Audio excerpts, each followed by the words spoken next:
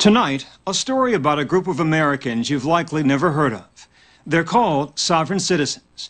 Many don't pay taxes, carry a driver's license, or hold a Social Security card. They have little regard for the police or the courts. Some have become violent. The FBI lists them among the nation's top domestic terror threats. By some estimates, there are as many as 300,000 sovereign citizens in the U.S., and with the sluggish economy and mortgage mess, their ranks are growing. It's just the kind of movement that attracts people like Jerry Kane, a divorced, out-of-work truck driver from Ohio. Kane became a sovereign citizen in 2003 when he lost his house to foreclosure. To earn a living, he and his son began crisscrossing the country, peddling a debt reduction scam. Kane promised that by tapping into an imaginary government account, people could achieve financial salvation. It fits in all kinds of situations. Doesn't matter what we're talking about. Traffic ticket, IRS, mortgage, credit card, hospital bill, child support, whatever it is. Okay? By 2009, Jerry Kane's self-confidence and trademark white jacket could only mask reality. In truth, he was flat broke. His debt elimination seminars were a bust. As a sovereign citizen, Kane didn't carry a driver's license. His car was registered to a bogus charity. Traffic stops led to arrests. And with each one, Jerry Kane's anger towards authority deepened. I don't want to have to kill anybody. But if they keep messing with me, that's what it's going to have to come out. That's what it's going to come down to, is I'm going to have to kill. And if I have to kill one, then I'm not going to be able to stop. Absorbing it all was Kane's 16-year-old son, Joe, homeschooled and raised on sovereign ideology. Who all here has been to school? Long time. Joe's on. So you know what it means when I say take one and pass it back? Yeah.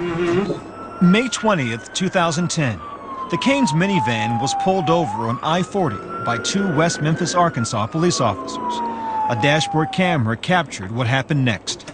Kane got out of the van. He appeared argumentative. Instead of a license, he handed over a document declaring his sovereignty. The officers seemed confused by it. Then, a scuffle. Young Joe Kane jumped from the van and began firing an AK-47. 58 seconds later, as the Kanes prepared to flee, the teenager fired 4 more times. A truck driver called 911. Hello? 911, where is your emergency? Exit 275 on 40. These guys just shot a police officer right on the exit. I heard a call go out on my radio. 2 officers down at the mile marker 275. West Memphis Police Chief Bob Powder, that's him in the white shirt, was among the first to arrive. One officer lay motionless on the roadway. A second was in a ditch.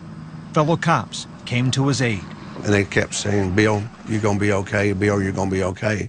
Well, I knew then it was Bill Evans. And I ran down the hill to Bill. He was wounded very badly. And as I started up the incline, a sergeant was there, and he stopped me. He said, Chief, please don't go up there. I said, is it Brandon? He said, yes. Brandon is Sergeant Brandon Powder, the chief's 39-year-old son.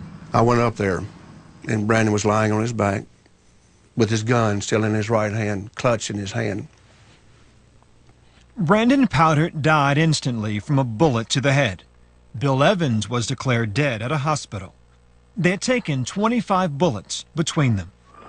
The police cornered Jerry and Joe Kane 90 minutes later. The Kanes wounded 2 more lawmen before they were killed in a Walmart parking lot. Prior to May 20th, 2010, did you know anything about sovereign citizens? Never heard the term. I called around Byron, talked to many departments. Nobody knew about sovereign citizens. I don't remind all of you about this sovereign citizen group. Today, the sovereign citizens are Bob Powder's obsession.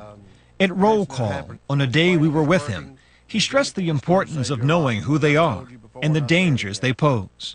If Brandon and Bill had known these were sovereign citizens, they would be with us today. They didn't know.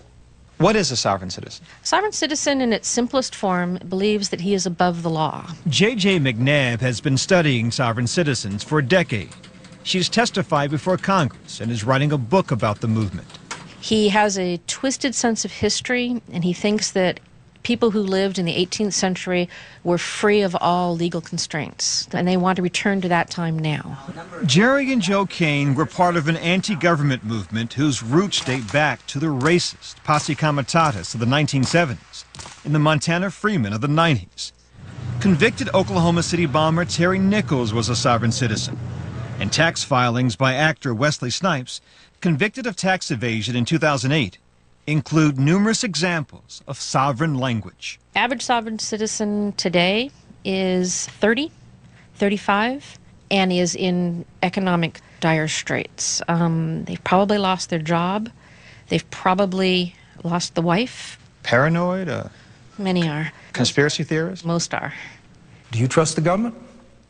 I would argue that it's un-American to trust the government. Alfred Adask has been a sovereign citizen for 28 years.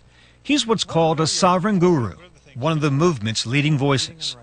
A roofer by trade, Adask once published a magazine critical of the legal system. Why is the sovereign citizen movement growing? What's driving people to it is they are beginning to understand that the government has moved away from fundamental principles that this nation is built on. Where are the limits in limited government? The sovereignty movement is attempting to rediscover those limits and reassert them. You're eligible for Social Security? Yes, sir. Do you collect? No. Why not? If you take these benefits, you wind up being in the status of a subject rather than a sovereign. You pay taxes? When they're due. You don't necessarily, it's not true that everyone has to pay taxes. Has the IRS ever come after you for back taxes? Yes. Did you pay? No. You don't like this government very much, do you? I think the government has gone far beyond its constitutional limits. They think, hey, we're the government, we can do anything. And some people are saying, no, I don't think you can. Adask, like other sovereign gurus, shares his views on the internet. With no formal organization to join, dues to pay, or leaders to elect, the sovereign citizen movement exists largely online, where ideology is discussed in chat rooms and on websites. Jerry Kane had his own website, and today there are plenty more. You were born free, now you can live free. You always have the option to reject their governance and therefore escape tyranny. Because it's your life, and the power is really in the people. In addition to sites featuring sovereign IDs, phony vehicle registration, and license tags, people can watch an endless stream of mind-numbing seminars on how, with just the right paperwork, you too can beat the system. You can't really believe in what they peddle unless you've turned off a common sense switch. They think that if they sign documents in red crayons, it takes them out of the jurisdiction of the court. Red crayons? Some do, yeah. They think that if they sign their name on an angle or put a thumbprint in blood, I mean, I can come up with several hundred of these examples that sound ludicrous to someone outside. To the people within the movement, they make perfect sense. But when those efforts to beat the system fail, a sovereign citizen will often seek retribution. The weapon of choice is paper.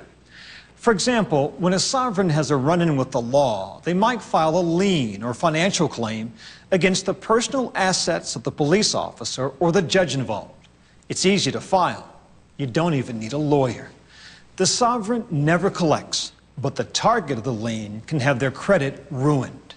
The practice has been called paper terrorism.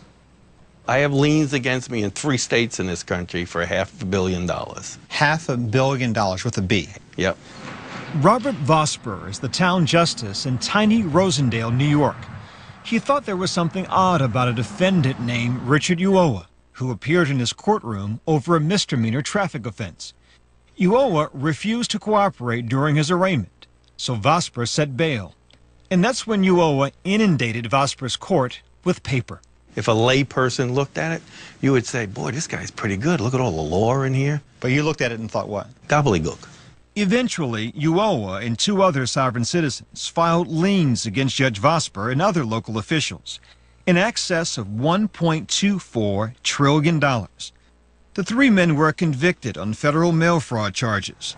But when Vosper learned one of them had contacts with associates of Jerry Kane at the West Memphis shooting, he increased security at the courthouse and took some personal measures. I've been a justice for 20 years. I worked 30 years in the penitentiary system. I'm scared. But you're a guy from Queens. You don't scare easy, right? No. 30 years in the penitentiary, I never felt I had to carry a weapon. I've been carrying a weapon for a year and a half. Because of your encounter with this sovereign citizen? Yep. I slept with a gun under my mattress for the last year and a half. Another reason for Vosper's concern is the marked increase in violence associated with sovereign citizens, much of it directed at police and judges. A South Carolina sovereign citizen awaits execution for killing 2 lawmen in a standoff. In Texas, a sovereign faces attempted capital murder charges in the shooting of 3 men, 2 of them sheriff's deputies. And an Alaska sovereign citizen and 5 others are charged with plotting to kill 2 judges, state troopers, and an IRS agent. Alfred Adask told us he's never advocated violence, yet listen to what he said on his internet radio show. We do not have the right to keep and bear arms so we can go duck hunting. We have the right to keep and bear arms in order to shoot our own politicians. We have the right. You said we have the right to keep and bear arms in order to shoot our own politicians. We have the right to keep and bear arms to shoot the police, to shoot your local government officials, your state officials, your president, your congressmen, your senators. Yeah.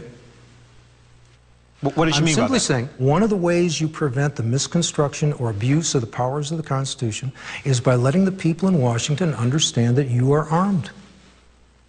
That's the idea behind this. It's saying, look, we're armed down here. Don't mess with us. In this current atmosphere, after the shooting in Arizona, where a federal judge was killed, 5 other people were killed. Right. A U.S. congressman was injured. 12 other people were shot and injured.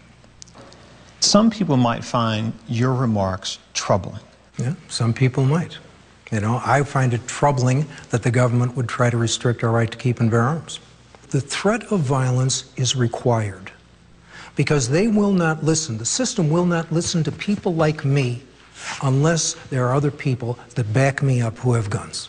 Obviously, the guy's crazy, and I think he ought to be brought up on charges. I know that we have a First Amendment right, freedom of speech, but how far can you take that First Amendment before it becomes inflammatory and to the point of being treasonous? It's difficult to stand up here and talk about your son being killed. In the years since the shooting, Bob Powderd has been traveling the country, training law enforcement officers on how to identify a sovereign citizen and how to avoid trouble should they encounter one. It's a mission for me. Who better to deliver the message than someone that has lost so much? Sovereign citizens have a history of going after law enforcement who give them a hard time. Oh, I hope they do. If they want to come after me, I am very easy to find. The police chief in West Memphis, Arkansas, 7 miles west of Memphis. If they want to come after me, I have absolutely no problem with it and might even like it. Go to 60minutesovertime.com to hear more about the sovereign citizen movement